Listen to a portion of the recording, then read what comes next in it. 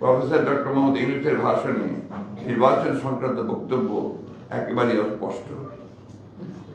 তার বক্তব্যে নির্বাচনের একটি সম্ভাব্য সময়ের কথা বলা হলেও নির্বাচনের কোনো রোড ম্যাপ সম্পর্কে কোনো সুনির্দিষ্ট বক্তব্য রাখা হয়নি।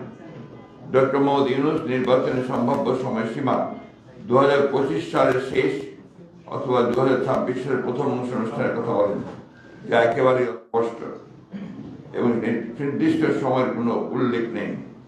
অথচ তার প্রেস সচিব বলেন 2026 সালের জুন মাসের মধ্যে নির্বাচন অনুষ্ঠিত হবে, যা পরস্পর বিরোধী।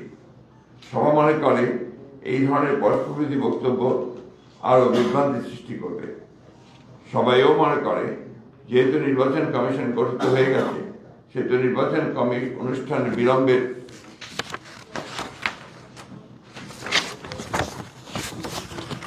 প্রয়োজন নেই। নির্বাচন কেন্দ্রিক সংস্কারগুলো দ্রুত সম্পন্ন করে নির্বাচন অনুষ্ঠান সম্ভব। জনগণ এই বিষয়ে প্রধান উপদেষ্টার নিকট স্পষ্ট বক্তব্য প্রত্যাশা করে। সভা মনে করে নির্বাচনের সুনির্দিষ্ট সময়ে রাজনৈতিক দল ও অন্যান্য অংশীদারের সঙ্গে আলোচনার মাধ্যমে নির্ধারণ করা উচিত। 3. সভায় সংবিধানের পঞ্চদশ সংশোধনী সংক্রান্ত মাননীয় হাইকোর্টের রায়ের বিষয়ে আলোচনা হয়। এ বিষয়ে আমাদের বক্তব্য আমরা তুলে ধরছি, যেটা আপনাদের ব্যাখ্যা সারাদিন সাহেব নেবেন। আমি যেটা আমাদের কাছে আছে টাইম আপনাদেরকে পড়ে শোনাচ্ছি।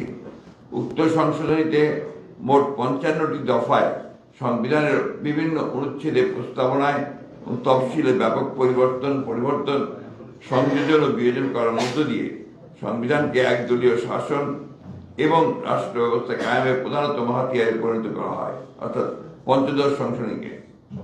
সংবিধানের মৌলিক কাঠামো এবং বেসিক স্ট্রাকচারকে ক্ষতিগ্রস্ত করে গণতন্ত্রকে বেহাত করে দেওয়া হয়।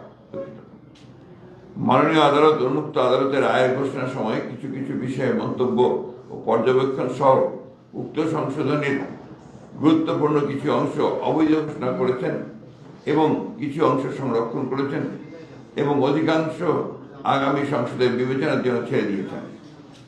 কিন্তু রিট আবেদনকারীগণ সংযুক্ত হওয়া রাজনৈতিক দলসমূহ ও অন্যান্য অংশীজন এবং দেশের আপামর জনসাধারণ আদালতের কাছে জানাই, অ্যাপ্রিসিয়েট করি। আদালত স্বীকৃতি দিয়েছেন যে নির্বাচিত পরবর্তী সংসদ